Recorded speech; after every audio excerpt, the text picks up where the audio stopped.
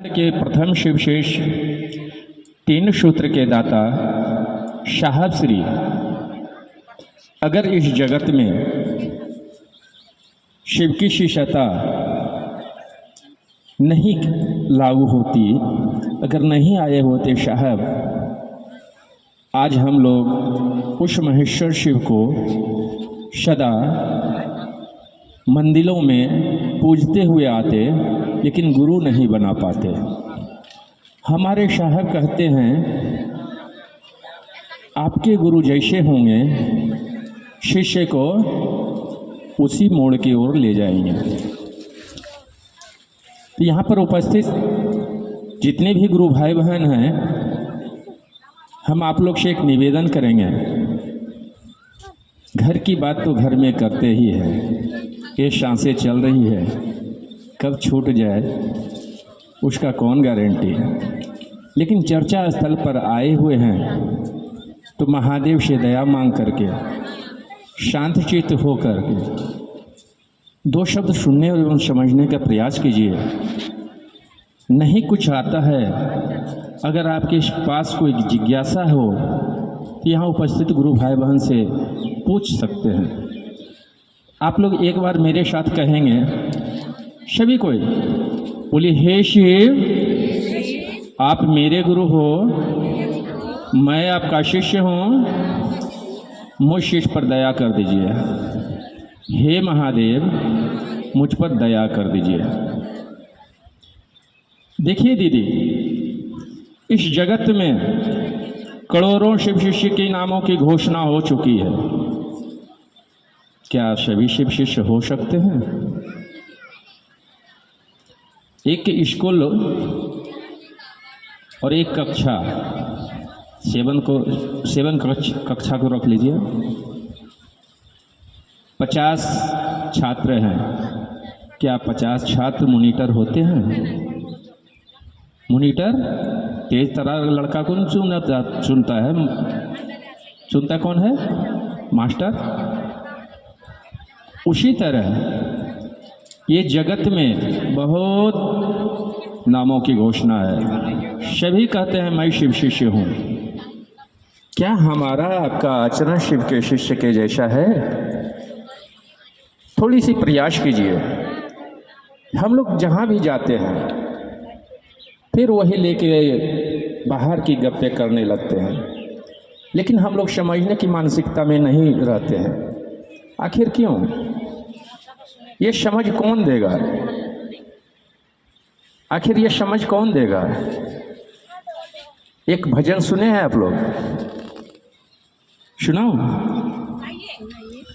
कुछ नहीं बिगड़ेगा तेरा शिव शरण में आके। इतना दिन से महादेव की पूजा करते हुए आए हैं ना, अब एक बार महादेव के शरण में गुरु सानिध्य में चले जाइए। मंदिरों में भगवान समझकर पूजा करने जाते थे ना, लेकिन अब जो है उसे गुरु रूप को मान करके जाना शुरू कीजिए। देखिए आपके जीवन में कैसे परिवर्तन होता है। ऐसा परिवर्तन होगा, फिर आपकी जो अंदर की आत्मा है वो कहेगा, हे साहब, हे दीदी, पहले मैं आपसे क्यों नहीं मिला, जो कि इतनों दिनों से मैं वंचित रह गया शिव की शिष्यता से। शिव की शिष्यता कोई वक्ता नहीं है, कोई प्रवचन करता नहीं है कि यहाँ पर आए और प्रवचन किए चले गए। नहीं, शिव की शिष्यता आत्मानुभूति है, जो कि आत्मा का एक, आपने उस आत्मा से अनुभूत किया है कि शिव गुरु की शिष्यता क्या होती है। जैसे एक दीदी बता रही थी अभी, उसे कुछ भी पता नहीं, लेकिन अगर चर्चा का नाम सुनता है तो चर्चा पर जाने के लिए पहल तैयार हो जाती है। क्यों? सच कहा गया है कि जैसे कहिएगा कि हे शिव आप मेरे गुरु हैं, और ये मेरापन अगर लागू हो जाता है तो सचमुच में दीदी दिल में एक दर्द होता है, दिल में एक दर्द होता है। वो दर्द ही आपको एक अनुभूति दिलाएगा कि शिवगुरु की शिष्यता है क्या। हम और आप वर्षों से पूजा पाठ आराधना करते हुए आए, यहाँ तक कि बंगाल के गुरु भाई बहन से बोलने जाएंगे कि दीदी महादेव को गुरु बना लीजिए ना, उसका एक ही शब्द रहता है, क्या? आमी दीक्षा लेलम आशी। हमको बंगला आता नहीं इसलिए माफ़ कीजिएगा, कहता है कि नहीं, आमी दीक्षा लेलम। अब उस दीदी से पूछिए, चाहे भैया से पूछिए कि दीक्षा का अर्थ क्या है, आमी जानेगा। फिर बताइए कि इस जगत में रहकर हम दीक्षित तो हो गए, लेकिन दीक्षा का अर्थ का पता नहीं है। गुरु हमारे जीवन में है, लेकिन गुरु का अर्थ पता नहीं है। तो बताइए हम और आप शिष्य कैसे बनेंगे? कहा गया है दीक्षा का अर्थ होता है दियतम ज्ञानम क्षयतम पापम। ज्ञान का दीप जलेगा, पाप का क्षय होगा। अब ये बताइए इस धरती पर कौन ऐसा गुरु है जो कि हमारे अंदर का ज्ञान का परिमार्जन करेगा और मेरे पापों का क्षय करेगा? शायद नहीं है। इसलिए इस कालखंड के प्रथम शिव शिष्य कह रहे हैं उस महेश्वर शिव की सानिध्य प्राप्त करो, उस महेश्वर शिव की सानिध्य प्राप्त करो और उस महेश्वर शिव की पूजा जो वर्षों से करते हुए आए हैं उसे मात्र मन ही मन संप्रेषण करके देखिए आपके जीवन में कितने सुंदर परिणाम आता है। तो मन ही मन संप्रेषण में क्या कहना है? हे शिव, आप मेरे गुरु हो, मैं आपका शिष्य हूं, मुझ पर दया कर दीजिए। सिर्फ मन ही मन। अब ये बताइए मन ही मन दया मांगने के लिए हम कहते हैं ना, शिवगुरु की शिष्यता में 3 सूत्र दिया है। सूत्र क्या था? प्रथम सूत्र में दया मांगना, दूसरी सूत्र में चर्चा करना, तीसरी सूत्र में अपने गुरु शिव को नमन यानी प्रणाम करने की कोशिश करना। ये 3 विधा बताया गया है। और जितने भी गुरु भाई बहन आते हैं सभी से पूछिए कि भैया दीदी 3 सूत्र करते हैं? हाँ करते हैं। लेकिन 3 सूत्र क्या पल प्रतिपल प्रतिदिन हम लोग से होता है? होता है 3 सूत्र? डेली नहीं होता है। तो हमारे साहब कहते हैं ये 2 सूत्र जो है ना आपके अपने हैं। प्रथम सूत्र और तृतीय सूत्र जो हैं वो आपके अपने हैं, उसे प्रतिदिन कीजिए। और गुरु आदेशित कर्म जो होगा गुरु की दया से ही होगा। गुरु जो होते हैं अपने शिष्य के कर्म फल को तोड़ते हैं। तो तोड़ेंगे कब?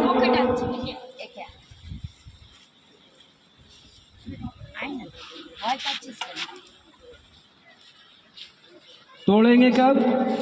जब हमारा आपका मन झुकेगा। जब हमारा आपका मन झुकेगा तभी तो टूटेगा मेरा कर्म फल, तभी ना टूटेगा, वैसे तो कर्म फल टूटेगा नहीं। तो हमारे साहब कहते हैं कि उस महाईश्वर शिव की शिष्यता में मात्र तुम्हारा मन का खेला है बाबू। मन को समझा लो, अपने गुरु को जगा लो।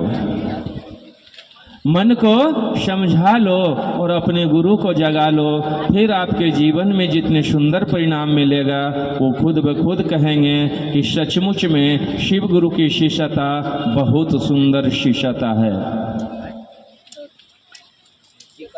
हम और आप जितने भी हैं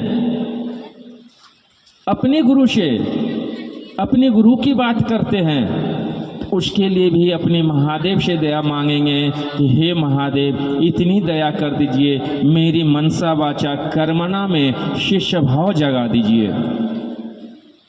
जिस दिन हमारी आपकी मनसा वाचा कर्मणा में शिष्य भाव जगेगा, सचमुच में दीदी हमारा आपका दिन सुखमय, शांतिमय, शिवमय होने लगेगा। हम और आप यहाँ आए हैं शिव गुरु की संवाद देने के लिए, विवाद करने के लिए नहीं। हम और आप क्या करते हैं? शिव गुरु का संवाद देते हैं, तो हम लोग विवाद में क्यों फंसेंगे? लोग तर्क करते हैं, हम तर्क में क्यों फंसे? हमारे साहब कहते हैं शिव के शेष शास्त्र नहीं करते, यानी शास्त्र की बात नहीं करते, वो तो अपनी अनुभूति की बात करते हैं। तो जब गुरु उतरेंगे तब तो हम और आप अनुभूति की बात करेंगे, नहीं तो हमारे आपके पास जीवन में क्या है अनुभूति जो बतियाएंगे? छोटी छोटी घटनाओं को लेकर बोलते हैं कि बहुत महादेव की दया है, वो अनुभूत कराते हैं कि मैं साथ हूँ, वो अनुभूत कराते हैं मैं साथ हूँ। हमारी एक छोटी सी अनुभूति है दीदी, आप लोग सुनेंगे तो आश्चर्य करेंगे। कहते हैं घर की 220 लाइन अगर करंट लग जाता है तो इंसान मर जाता है, और हम तो 440 पकड़ लिए थे, यानी अब समझिए हमारा स्थिति क्या हुआ होगा। तत्क्षण एक ही संवाद हमारे पास आया जो साहब के पास आया था। साहब के पास संवाद क्या आया था? साहब के पास संदेश संवाद क्या आया था? हरिंद्र तुम जो करते हो लोगों को करने के लिए कहो। जब हम 440 पकड़ लिए थे, करंट हमको लग गया था, तो हमारे पास एक ही संवाद आया था, क्या? रे रे दया तो मांग ले। देखिए ये स्थिति होती है महादेव। महादेव कहते हैं ना कि हम लोग को दिखते नहीं है, लेकिन अनुभूत तो कर सकते हैं ना। अनुभूत आपको कराएगा दीदी। ये छोटी छोटी घटनाओं के बीच में आके खड़े हो जाएंगे, वो कहेगा कि मैं हूँ ना। और यही 3 शब्द, कौन सा शब्द? मैं हूँ ना, ये हिम्मत देता है और फिर आपको हौसला को बुलंद करता है और आपका शिष्य भाव प्रगाढ़ कर देता है। हमारा आपका शिष्य भाव प्रगाढ़ हो जाए, इसके लिए हम अपने महादेव से दया मांगेंगे।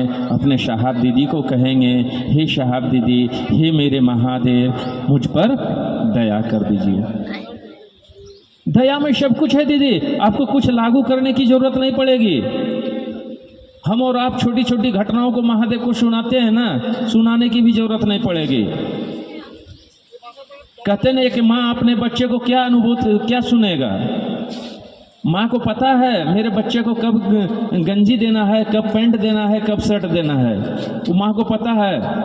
माँ को पता है कि मेरा बच्चा कब खाएगा, मेरा बच्चा को कब क्या देना है, माँ को पता होता है। देते हैं, वो बच्चा सुनाया नहीं, लेकिन देते हैं ना। आपके गोद में बच्चे खेल रहे हैं, लेकिन आपको मालूम है कि बच्चे को कब हमको स्तनपान कराना है, कराते हैं ना। उसी तरह जब हमारे आपके जीवन में परिणाम मिलेगा, सुंदर होगा, जब शिव उतरेगा तब तो हमारा आपके मन में शिव उतर जाए। इसके लिए हमारे साहब कहते हैं कि बाबू तुम 2 काम करना, 2 काम तो नित्य करना, चाहे उसके लिए कुछ भी हो, आंधी आए, बारिश हो, पत्थर हो, कोई दिक्कत नहीं है, लेकिन 2 काम करना बाबू। अपने महादेव से दया मांगना, समय मिलेगा तो उनको प्रणाम करने की कोशिश करना, और वो प्रणाम में अगर मंत्र लागू कर देते हैं तो आपका मन झुकने लगेगा। इसलिए शिव गुरु की शिष्यता हमारे आपका जीवन में सुंदर परिणाम दे रहा है। इतना सुंदर परिणाम दे रहा है कि हम लोग वखान करने के लिए गली गली और गांव गांव घूम जाते हैं कि क्यों? क्योंकि शिव हमारे हैं। शिव हमारे हैं, तब तो इतनी दूर से हम चले आए।